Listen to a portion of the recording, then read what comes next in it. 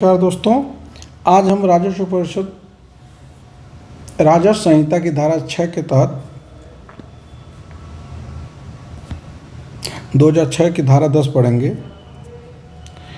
जिसमें देखिए राजस्व परिषद के कर्तव्य निर्णय के बारे में बताया गया है। ठीक है, फिर से बता दें, बोलने में थोड़ा त्रुटि हुआ है। उत्तर प्रदेश राजस्व संहिता 2006 की धारा 10 के बारे में हम पढ़ेंगे, जिसमें हम राजस्व परिषद के निर्णय संबंधी पढ़ेंगे। इंग्लिश में कहें तो हम डिसीजन ऑफ द बोर्ड। ठीक है, देखिए आप बार बार सुनते होंगे कि निर्णय जो होते हैं एक बेंच के होते हैं। ठीक है, निर्णय जो होते हैं एक बेंच के होते हैं, दो बेंच के होते हैं। बेंच के मतलब दो बेंच और तीन बेंच कह सकते हैं, या तो क्या कह सकते हैं उसे तीन बेंच भी कह सकते हैं, या बड़ी बेंच कहते हैं। ठीक है, बड़ी बेंच। ठीक, आप समझिएगा इस बात को कि यदि किसी अपील या पुनरीक्षण, जिसे रिवीजन कहते हैं, ठीक है, के मामलों में दो या दो से अधिक बेंच सुनती है, तो सदस्यों की बहुमत की राय जो होता है, जो मेजॉरिटी होती है ऑप्शन के आधार पे होता है। यदि मत बराबर हो जाता है, मान लीजिए कोई मत है जो है बराबर है, इसको समझाते हैं, कोई बराबर हो जाता है। मान लीजिए दो सदस्यीय कोई टीम है, दो सदस्यों की टीम है। एक कहता है, एक सदस्य अगर कहता है कि अपील स्वीकार है, ठीक है, एक बेंच कहता है, मतलब एक सदस्य कहता है, सदस्य कहते हैं, एक सदस्य कहता है कि अपील स्वीकार है।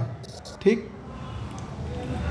अपील एक्सेप्टेड, स्वीकार। और दूसरा सदस्य कहता है, दूसरा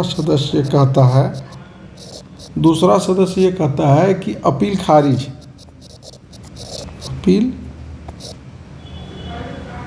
स्वीकार, ये खारिज, दूसरा से खारिज कर। तो इसको क्या कह सकते हैं कि अब दोनों की बराबर राय हो गया। तो इस स्थिति में तीन या अधिक सदस्यों की बड़ी बेंच को भेजा जाएगा और बहुमत से निर्णय होगा। ठीक है, ठीक, यही है मुख्य, यही है कि यदि बेंच के सदस्यों बराबर बांट दिया जाता है, तो उस मामले में अध्यक्ष चेयरमैन द्वारा गठित बेंच बहुमत के लिए बहुमत राय के लिए मेजॉरिटी के आधार पर भेज दिया जाता है, और जो बड़ी बेंच के बहुमत का निर्णय अंतिम निर्णय होता है, और उस राजस्व परिषद का आधिकारिक निर्णय कहा जाएगा। पूरी बातों को एक संक्षेप में हम समझा रहे हैं आपको कि उत्तर प्रदेश राजस्व संहिता 2006 की धारा 10 ये कहता है कि राजस्व परिषद के निर्णय, डिसीजन ऑफ द बोर्ड।